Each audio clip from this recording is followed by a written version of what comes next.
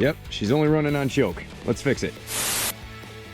Hey guys and gals, welcome to Garage Gear. I'm JB, and inside this carburetor are probably a few jets that are clogged up. And in my experience, the best way to get them cleared out is to do a full carburetor cleaning. If you have a similar style snowblower, you might want to lean in for this one. But even if yours is a little different, the general practices here will remain the same. Now, the first thing that I did is I drained all the gas out. I'll get more into this fuel later, but getting the gas out will make everything so much easier to work on. I simply loosened the bolt on the bottom of the carburetor and drained all the fuel out. Now, the carburetor inside is buried underneath all of these engine panels, and it's gonna take a little while to get to it. This is clearly a situation where the engineers of this unit and mechanics didn't talk to each other. And if you wanna jump right to the point where I get to the carburetor cleaning, I'll have that timestamp down below. Time to start pulling some bolts. Check this out. How do you get that bolt out without removing this frame that attaches to the chute? And we're gonna have to get off this belt cover first in order to get to that. 3/8 bolt right here holding this side of the cover down.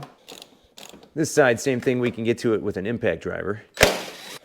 There we go. The belts actually look pretty good on this unit. At any point here, it's a good idea to take pictures along the way, so that way you can always reference them down the road when you have to go back and put everything together. Next, we gotta get this belt cover off, which helps release this frame, which allows us to get to the engine cover. Whoever designed all this should be drug out into the street and shot. Off comes our belt bracket. I'm gonna disconnect these cables here. Good. Now what I'm gonna do is I'm gonna cheat it, and I'm gonna take this whole chute, I'm gonna tip it back this way. That's gonna give us just enough room. So now I can get to this bolt here. Let's loosen her up. There we go. Now this one here is pretty easy. And now we'll start taking these out. These are all 10mm bolts. And then we got 2 on this side. Now I gotta remove my throttle lever here, and all I gotta do is simply put a pair of pliers on it and pull. There we go. Look at that. And from here, I'm gonna take a flathead screwdriver and just pop this choke dial right off. There we go. Off she comes. Then we're gonna remove this bolt here up on the top. Good. Okay, let's start pulling this guy apart. Oh, there's one more bolt every single time. We gotta get this one out. Stupid engineers, why did they place one single bolt right here? We gotta loosen this up. Out she comes. The top comes right off. There we go. And then we have this panel here we got to get off so we can get to the carburetor a little bit better. We have a 10mm bolt right here, which is kind of stuck in there pretty good. Ratchet on it. There we go. And there you have it. Now here we have my primer hose, and this connects up to my primer bulb on the side of this panel. I'm going to gingerly disconnect this. I'm going to push on it with a screwdriver from the one side and then pull on it with my hand. Boom, and off she comes. I'm gonna disconnect this tube here. I'm gonna take this panel now and get it out of the way. And I'm gonna be careful because there's some wire connections here. I'm just gonna rest this right here on the tire. And then coming over on this side, I have a fuel line that I need to get at. Good old Cub Cadet, not making it easy. And good. From here, our carburetor is almost free. All I gotta do now is unhook this thin rod right here. Then I got 2 10mm bolts holding on the carburetor right here. This choke mechanism inside should just come right out. This box plate comes right off. I'm gonna take off this gasket right here. And then as I slide this carburetor off, I'm gonna align this rod at the top ever so gingerly and pop the rod right out the top. And ladies and gentlemen, we now have, come on, there we go, our carburetor. Check out the carnage on this thing. And help this video take off with the YouTube algorithm, would you mind hitting that like button? Thank you. Now to effectively clean this carburetor out, there's 3 areas I really want to focus on. The first 2 areas are going to be our emulsion tube and our main jet, and those are going to be right here after I take this bowl off. The second area is going to be right here down inside this jet. I want to make sure that's clear too. Okay, time for surgery. Here we go. Let's get her open. Every time. All right, we're going to visit Mr. Wilton. Hello, Mr. Wilton. Nice to see you once again. There we go. Take our bowl bolt off. Set that aside. We're gonna carefully loosen this up. Just a little bit of dander down inside that bowl, not bad. Float seems to be working. Now our black bowl gasket around the outside,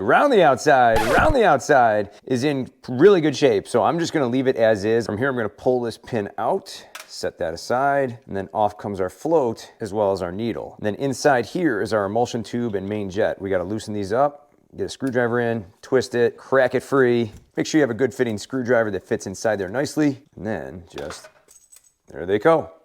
Just like that. This little tube here, we need to clean out all these little jet holes. This is our main jet. There's gotta be a hole here that's plugged up. As I look closely here at these holes, they seem to be just slightly plugged up, not too bad. As I turn it, again, same thing. They could use a cleaning though. And as I get a closer look here, I can really start to see light through that hole. So that's a good sign. So now those other jets aren't awful, but this could be our culprit right here because this jet can easily be plugged up too. So there is a jet below this black plastic plug here, and what I gotta do is take out this screw. But what I'm gonna do first is put a mark up on the top, just like that. And I'm going to screw it in and count how many screws it takes to get to the bottom. I'm gonna take the screwdriver, twist her in. That's 1, 2, 3, that's 4, and that's basically 4 1/4 screws, like so. Kind of hard to tell, but my line is right there on the side. So 4 1/4 is what we need, so I'm now gonna take this screw and back it all the way out. 4 1/4, 4 1/4, gotta remember that, 4 1/4, 4 1/4. Yours may vary, just make sure you count them in as you twist it in. We're gonna reset it to the exact same settings when we put it all back together. Out comes our black plastic screw, set that aside. Now, next, what we gotta do is just simply pop this up. Nothing too much here, set that off to the side, and then really watch this, because sometimes these can go flying and you never find them again. There we go, pop them out, and there we go. So now as we look inside, there is a tiny hole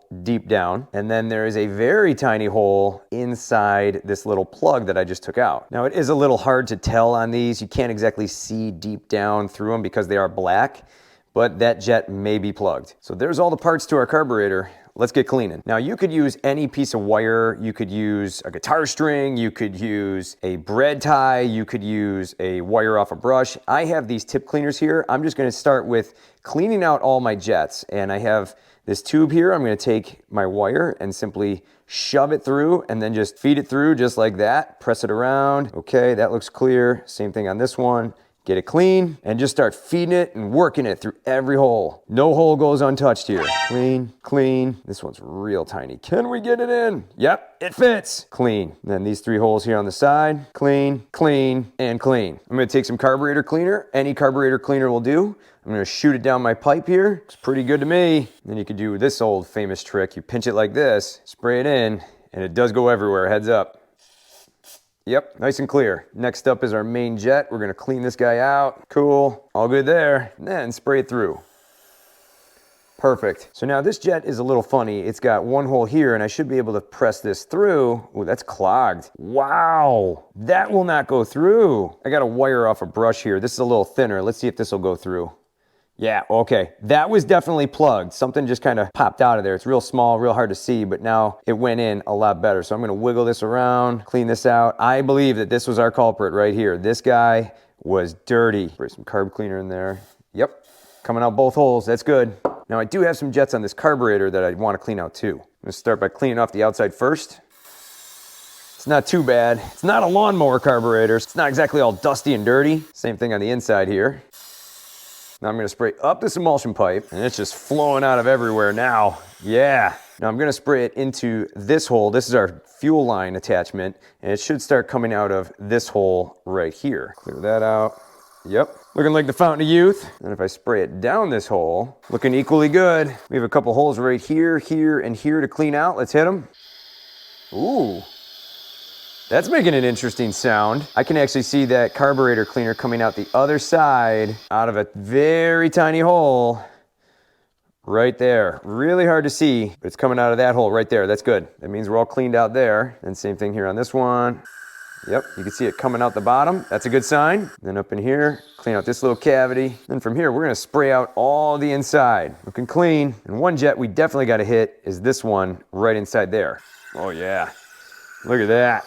Flood that baby, yeah. And same thing from this other side. I just wanna hit this. This is just for good measure. We have another hole here. We're gonna spray inside, clear it out. From here, I'm gonna hold my flap open and spray everything inside, especially where that little throttle needle sticks in right there. Good. Now this float here is a little dirty, so let's clean it up. That looks a lot better.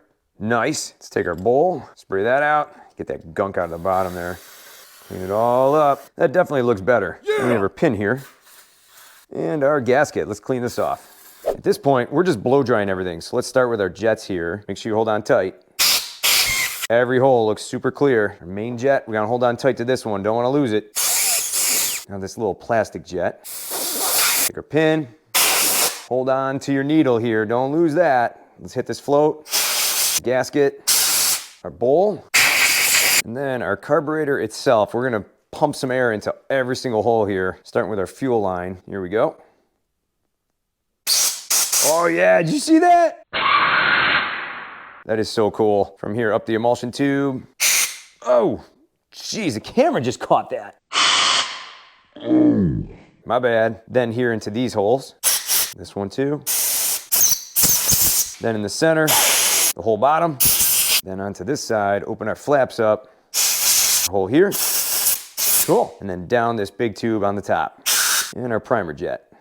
Nice and clear, ladies and gentlemen. All right, let's start putting things back together. I'm gonna start with this black jet. We're gonna pop this right back into the top. You really gotta squeeze these down hard because these don't wanna go back together so easily. It kind of almost wants to spring itself out. What I'm gonna do is get a little wrench on it and just kind of push it down. And from here, we're gonna insert our screw. We're gonna twist it all the way in, take it all the way to the bottom. My marker line kind of faded a little bit, so I'm just gonna spruce it up a little bit. 4 1/4, so there's our quarter. And then from here, that's 1, 2, 3, and that's 4 1/4. That is exactly the way I found it. Then from here, we're gonna take this long end of this tube, we're gonna drop it right in and take our jet and drop that in, and then take our magic screwdriver here and stick it all the way back in. Good. Snug will do. From here, the float and the needle go on. The float needle goes into that hole. Take your pin, trap it all in place, just like that. Now from here, we have our float in place. She's in working order. And pay attention to this, because what I gotta do is put this bowl back on the way I found it. Now, this is how the carburetor sits when it's on the snowblower engine like so. So what I'm gonna do is point this drain hole here out to the side, because that's where the gas can easily be accessed. I'm gonna take my bowl bolt,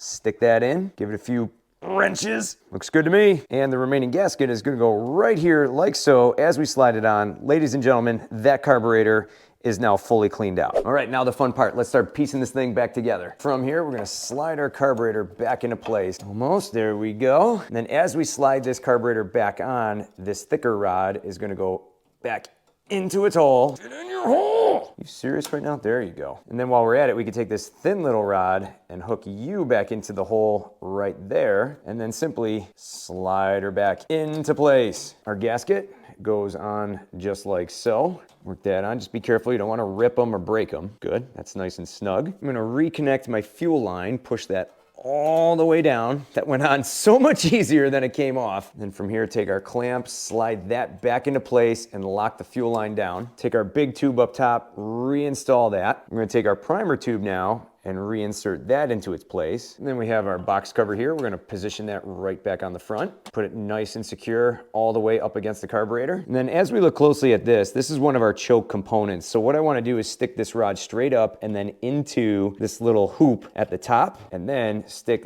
the holes right over the bolts. Get a nut on, get my other nut in place, and then simply snug them down. That ain't going nowhere. Now it's time to wiggle our face panel back in. Get my cables out of the way.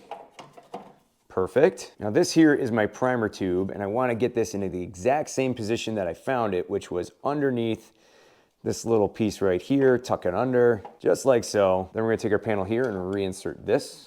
And then from here, our big panel goes right back on the top. Then we got this bolt up here that goes in on the top. These cables are so annoying. This is a lot easier to do when it's loose like this. Tighten it down.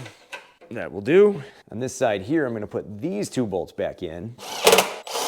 Then we got these 4 bolts right here, and I did have to loosen up this back panel because it does make it easier to realign everything. Then what do we have over here? Are 2 screws holding the front side of this panel down. And then this one in here gets cranked down. Then up top here goes our cable hook. Let go. Thank you. Then the cables go back into place like that. And then remember what I said earlier, we cheated this. We're just gonna push it on back. Line up our holes right back where it needs to be. Now I'm gonna reinstall my belt guide with my 1/2" bolts. Get them into place first, thread them right. That whole chute kind of straightened up a little bit too. Last piece of the puzzle, the belt cover goes back on, slide it right over everything. Good. We're gonna reconnect our choke dial. Then up top our throttle, you got this hole on the top. You wanna point that up and just press it on. All right, guys and gals, that carburetor is now fully cleaned out. All 3 jets that we wanted to make sure were clean are fully cleaned out. So if you're ready, I'm ready. Let's go fire it up. Pouring in some ethanol-free gas. Fill her up, baby. We're gonna set our throttle up. We're gonna take our choke, turn it all the way to on. We're gonna prime it 3 times. It's 1, 2, 3. And from here, let's give it a pull. Oh yeah. Take our choke, turn it up. Next click. Next click. That's as far as she goes. That sounds so much smoother now with the choke off. Let's put a load on it. No change. Sounds great. Woo-hoo-hoo. Look at her roll. All right, let's throttle her down.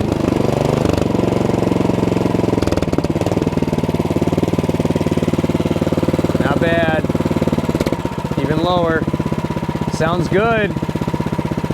No surging at all. Done. This Cub Cadet 3X now runs beautifully. Problem solved. That Cub Cadet starts now right up and runs properly when you turn the dial all the way to run. So we're in a much better place with this snowblower now. Now I bought this blower for a bargain at the end of last summer. And I normally see these pop up in my local area for about $1,000 to $1,500 on Craigslist or Facebook Marketplace. But because this snowblower only ran on choke, and it needed a new recoil, which I'll have that video linked down below in the description, I was able to get this snowblower for $480. That's a steal for one of these, especially considering its size. But how did it get this way only running on choke? That's the big question. Well, what I'm about to tell you is most likely going to start an all-out riot down below in the comments. I always preach running ethanol-free gas in all my small engines. And for the most part, running ethanol-free gas will keep you drama-free. You don't have to worry about fuel stabilizers and your engine will just run like it should. Well, the gentleman that I bought this snowblower off of stated several times during our conversation when I was purchasing it from him that he stabilized his fuel all the time and then he stabilized it before he tucked it away for summer storage. That's great, but what do we have here? A snowblower with clogged jets that didn't run right, and the carburetor definitely needed a cleaning. And the guy clearly cared for this snowblower. It's in great condition, there's hardly any rust on it, it's exceptionally clean, and the belts are in good condition too. Considering it's 7 to 8 years old, this is in excellent shape. Some people out there are gonna say, I don't stabilize my fuel, and I don't got any problems. Well, I don't know what to tell you other than keep doing what you're doing, but this is clear evidence that issues can still happen with stabilized fuel. I had to do a lot of work to get this running normally again. This is a perfect example of why running ethanol-free gas and draining all the gas out at the end of the season before summer storage will save you a lot of headaches. You could take your chances by running fuel stabilizers, but in my experience, ethanol-free is the way to be. Now, if you're struggling to find ethanol-free gas in your local area, what you can do is go on Google and search ethanol-free near me, and you'll see what local pumps may have it. And in my local area, it only costs about another $1 per gallon. You can also order it online in specific containers, but that can get pretty costly. Do you run ethanol-free gas in your small engines? Or stabilized fuel? Let me know down below in the comments. Now, I'm a big fan of using what I have and just simply cleaning it. But if you don't have the tools and aren't exactly up to the task of cleaning a carburetor like this, you could go ahead and purchase one online brand new. Sometimes you can find some cheap ones, but beware of the cheap ones. I've seen some cheaper carburetors not have their holes bored out correctly, and then they don't run quite right. So if you're gonna buy a brand new carburetor, I strongly recommend purchasing a brand new one that's OEM, a direct match to your model. And if you're interested in learning how to prevent rust on all your engine components, as well as the rest of your snowblower, be sure to check out my full snowblower rust proofing course linked down below in the description. For more cool garage gear content, click or tap the screen right here. Thanks so much for watching, and I'll see you in the garage.